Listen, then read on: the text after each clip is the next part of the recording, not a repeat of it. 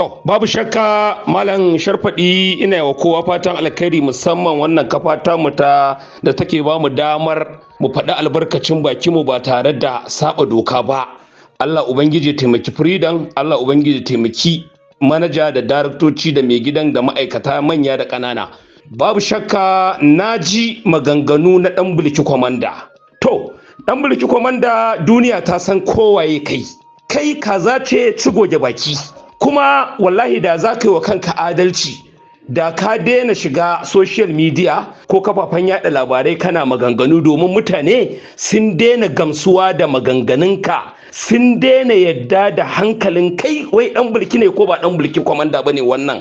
Domin mu a kallon da muke maka ko a kallon da al'umma suke maka kamar kanka ya buga ka susuce, kamar kanka akwai wasu mutsutsai. To, abin da muke so mu aika maka da sako shine ko a cire Dr. Abdullahi Umar Ganduje daga kan shugabancin jam'iyyar APC na ƙasa ko kada a cire shi, kai baka da wani amfani da zaka gaya wa al'umma su gamsu da kai. Domin ba ma kai ba, wanda ya kawo ka harkar siyasa kowaye shi bai kai martabar farcen Dr. Abdullahi Umar Ganduje ba. Kuma muna so mu gaya maka kai baka isa ba domin kai ba kowa bane. Kuma ba ka da ta ido domin da kana da ta ido shi Dr. Abdullahi Umar Ganduje ka yi magana ka soke shi ya fi so 100, ka yabe shi ya fi so 100. To yanzu wace magana zaka gaya wa al'umma su gamsu da kai?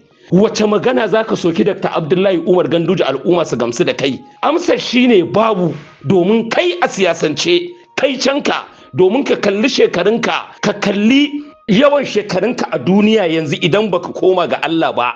Domin siyasa ba ta tafiya da irinku, domin siyasa a zamanance a yanzu tana tafiya ne da masu ilimi, da masu tunani mai kyau, da masu hankali. To kuma kai gaba ɗaya a cikin wannan baka da ilimin da zaka iya gaya wa al'umma har su iya gamsuwa da kai. Shin a ilimin ka kai baka da ilimin da zaka iya kiran al'umma su gaya wa duniya cewar ko a bar Dr. Abdullahi Umar Ganduje akan shugabanci ko kada a bar shi, wannan kai ta shafa. Kuma maganar ka ɗauko wata sabuwar rigima ko ka ce za ka soka ta da Dr. Abdullahi Umar Ganduje ko ka ce za ka bige ka laɓe a bayan sanata DSP sanata Barau Jibrin Maliya, wanda sanata Barau Jibrin Maliya kai baka isa ka kawo kalma ko ka kawo sukar da za mu iya kalla wai don mu zo mu kushe aikace-aikacen da Barau yake yi ba, domin mu wannan ba ita bace yanzu a gaban mu. A gaban mu yanzu menene cin nasarar jam'iyyar APC, menene abubuwan da jam'iyyar APC za ta kawo gaci.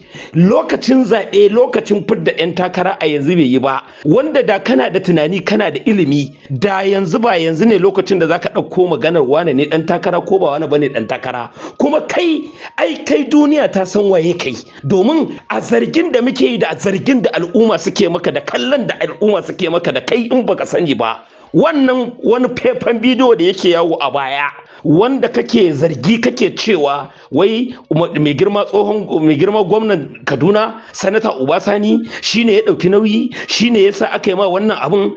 Gaba ɗaya ba a gama da yin wannan kes ɗin ba ko wata ɗaya ba a yi ba ka zo kana yaba wa Ubasani. Shin biri ya kama da mutum? Amma al'umma da irinmu da koma waye suna kallon wannan abin kamar shirya shi kai a zargin da muke ko haɗawa kai, domin kai duk ranar da aljihunka babu kuɗi ko baka da hanyar samun kuɗi to a duniya ɗan bulki kwamanda babu abin da ba za ka iya yi ba domin aljihunka ya cika kuka samu wani abu. Mu kallon da muke yi yanzu mun ba wa jami'an tsaro dama su gama tattara bayanai. Shin wannan wasan kwaikwayon da ka haɗa da daddare ake maka bulala aka ɗaɗɗaure ka kake da tunanin wai wa'yansu ne suka yi, kai kana gaban wani Ubasani ne? Kai a Najeriya yanzu waye zai kalle ka ya dinga tunanin wai dan bulki wai ka dame shi, wai kana adawa da shi bari ya sa a yi ma wani abu, kai asuwa. To abin da muke kira da al'umma ku yi kallon wannan bidiyon na tsanaki, shin dan bulki shiryawa yayi ko kuwa me ingancin abin, me gaskiyar abin? Ni ana ganin ana fahimtar da masu fahimta irina da masu ilimi na rantse da girman Allah wannan abin kai dan bulki kai ne ka shirya shi. In kuma ba kai ka shirya shi ba, ka zo ka ɗauki littafi alkur'ani izifi 60 kai rantsuwa da girman Allah da girman alkur'ani wannan abin baka da masaniya ba kai ka shirya shi ba. Saboda haka muna jan kunnanka, muna jan hankalinka, wallahi wannan karan ba za mu ɗaga ma kafa ba. In ka shirya mun shirya, in ma baka shirya ba ga mu ga ka kaza ci goge baki.